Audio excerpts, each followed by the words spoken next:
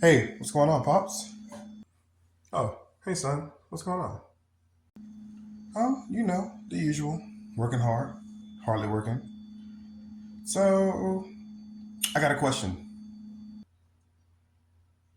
and I got an answer. Can I have some money? Exactly how much money are we talking? Um, nothing too much, nothing too crazy. I was just kind of thinking my whole inheritance. Wait, your actual inheritance? Like the money that I have put away for you and your brother once I'm gone? That inheritance? And see, I understand that, but I kind of got a life that I'm trying to live now, not later. So, if you just want to go ahead and hand that over, then I could just kind of be on my way. If that's good with you. If that's good with you.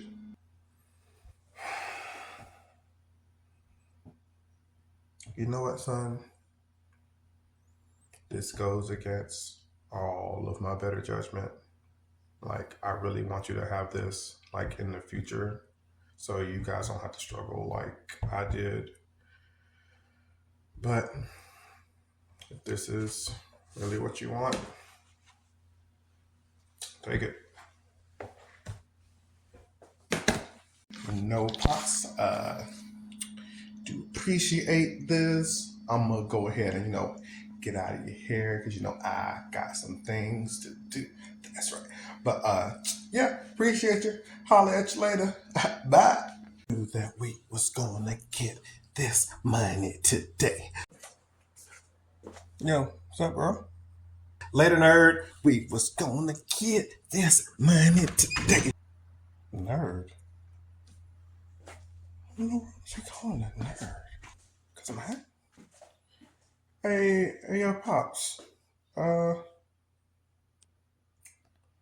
what was that all about? Uh, your brother just came and asked for his inheritance, and I gave it to him. Wait, and you gave it to him, like all of it. Yep, every single dollar.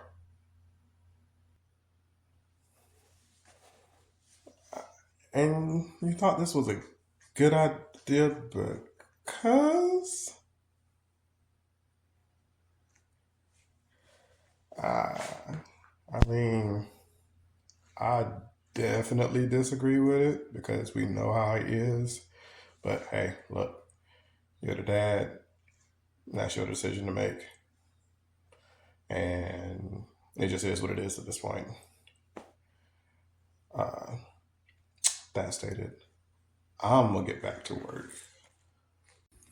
All right, son, I'll be in there to help you in a bit. Just still trying to wrap my head around all of it.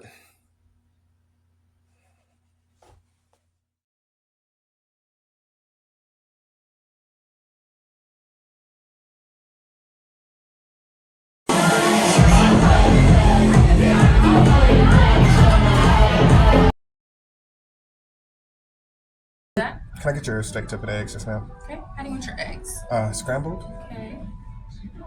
And then how do you want your meat cooked? Uh, medium well. Or medium fine. Medium? Okay. What y'all got? You ain't got nothing. You know what? All in.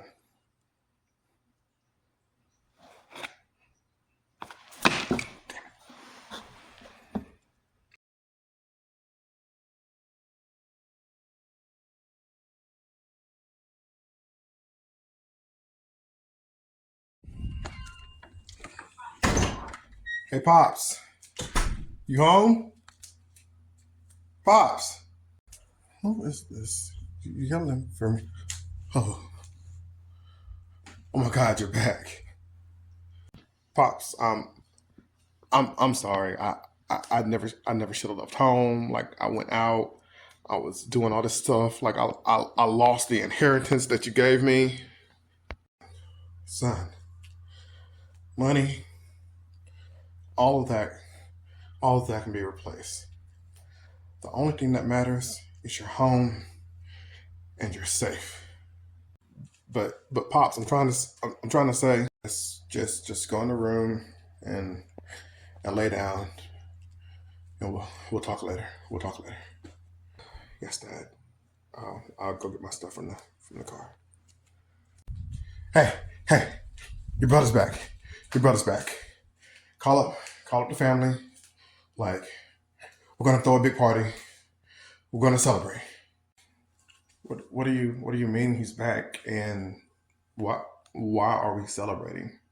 What what do you mean why we're celebrating?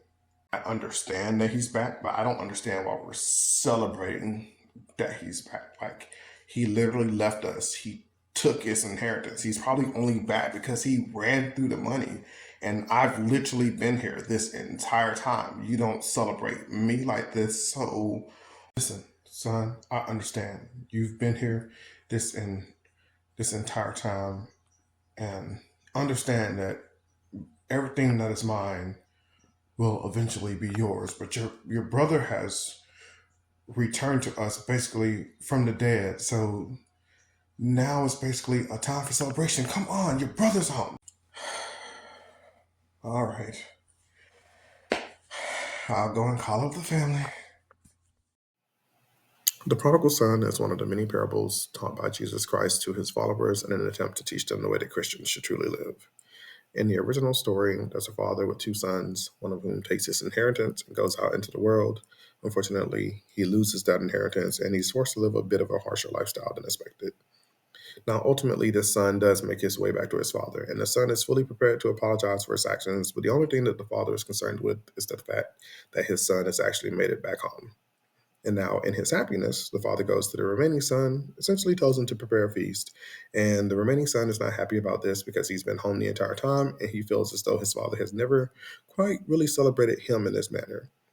And the father basically tells him that although everything that is his will eventually be his son's in the future, the son returning is pretty much equivalent to a long lost family member returning or a family member returning from the dead. So it's a time to be celebrated.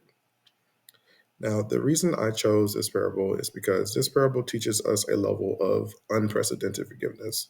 The father could have been angry, the father could have been upset, but the only thing that he was ultimately concerned with was the safety of his son. He didn't need any type of apology. The only thing he wanted was for his son to be safe. The reason that this parable is so important to not only Christians of Jesus' time, but Christians of today is because, quite honestly, that level of forgiveness is something that's rarely ever seen. Usually we need an apology or we need some type of action to justify us being willing to forgive. And Jesus is teaching us basically that forgiveness is as much for the other person as it is for us, for ourselves. Like there shouldn't be any type of strange attacks. We just should forgive because it's the right thing to do. And I think that's something that people often struggle with. So it's a lesson in humility, it's a lesson in respect, and quite frankly, I think that's something that we could all use a little bit more of. I'd like to thank you for watching my little recreation of the prodigal son. Be blessed. Have a great day.